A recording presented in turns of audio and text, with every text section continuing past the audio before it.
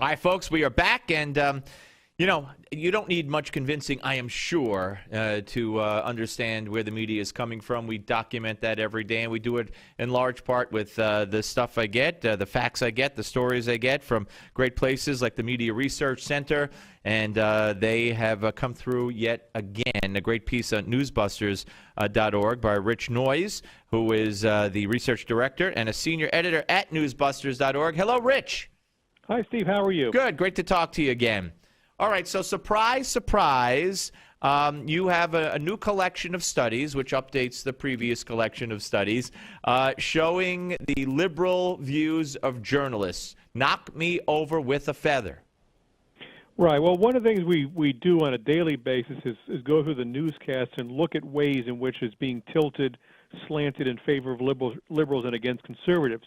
What this does is looks at the academic research, the research of professional pollsters, not our opinion, but people like Gallup and the Pew Research Center and academics going back to the 1960s, and it finds two things. One, every time you get and do a scientific sample of journalists, and even a few unscientific samples, this is a group that is far, far more liberal than the American public that they're supposed to be serving. So when they say that they're out there trying to be, the public's eyes and ears on government, well, they're looking at it through, the frame of maybe, the most liberal people who live in Berkeley. I mean, this is the kind of district they would be if they were an island unto themselves. Right. There's been, who do they vote for? Go back to the 1960s. They're voting 80, 90, sometimes 92%, 94% for the Democratic candidate in presidential elections. They would never vote for a Republican. Look at ideology. By 5-1, 7-1, the liberals outnumber conservatives. In the public at large, it's 2-1. Conservatives outnumbering liberals. And then you look at where they are on issues of the day.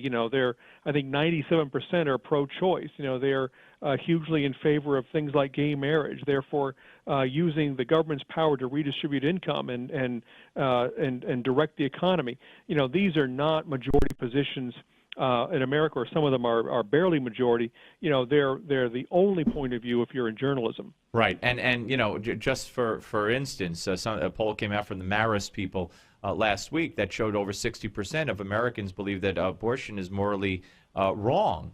And over 80% agree with parental notification, and 70% agree with a 24-hour waiting period, and 60-some-odd% agree with a sonogram requirement before abortion. Yet, if you listen to the media, it's not too hard to figure out that they're against all of those things, think they're all an outrage. And as I say so often, they try to convince you that if you disagree with them, if you don't believe the sky is green and the grass is blue, then there's something wrong with you. But in fact, they are out of whack with the majority of Americans on, like you said, issue after issue.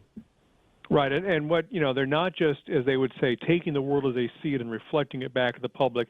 It's their own personal opinions about a lot of these issues. It frames how they, do the investigation in the first place. What questions you ask a Jay Carney or a Republican senator when you have a chance to interview them. Everything tilts in their direction. They pull the entire political system in their direction, and it's not just one or two. I think we have 48 different studies here. The other big group is the poll of the public. The public media is having a bias, and most of those people saw it as liberally biased. Now it's closer to 50% to two-thirds, depending on how you ask the question.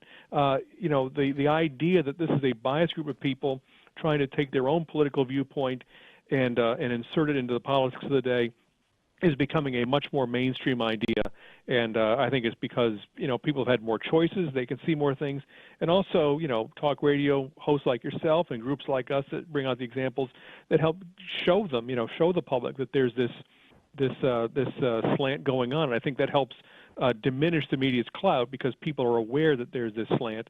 It doesn't make it any better, but I think it helps alleviate some of the damage. Right, and we're talking to Rich Noyes, a research director of the Media Research Center and a senior editor at newsbusters.org. And, it's interesting, you have included here some quotes, and I remember them, some of the more recent ones, especially Brian Williams talking about on Alec Baldwin's show about how my work has been so cleansed as I see it and as I've tried political opinions for over 27 years. No one gives a rat's patootie about my opinion. opinion, so it's nice that I don't have to share it. I mean, they deny it, whether it's Brian Williams or whether it's Barbara Walters or even Rachel Maddow. They all deny that they have any political bent and that they present it on their shows. Yeah, Rachel Maddow is the best because obviously everybody knows MSNBC's ideology, yet she said in a Slate magazine interview a couple of years ago, the network is not operating with a political objective. I'm not sure who would take that with a straight face. Yeah, but, I know. That's what she was. Well, Rich, tell us where folks could go see all this information. Well, it's up on our homepage right now at www.mrc.org. You can also just do a Google search anytime you want to look at this. We're going to try to keep it updated.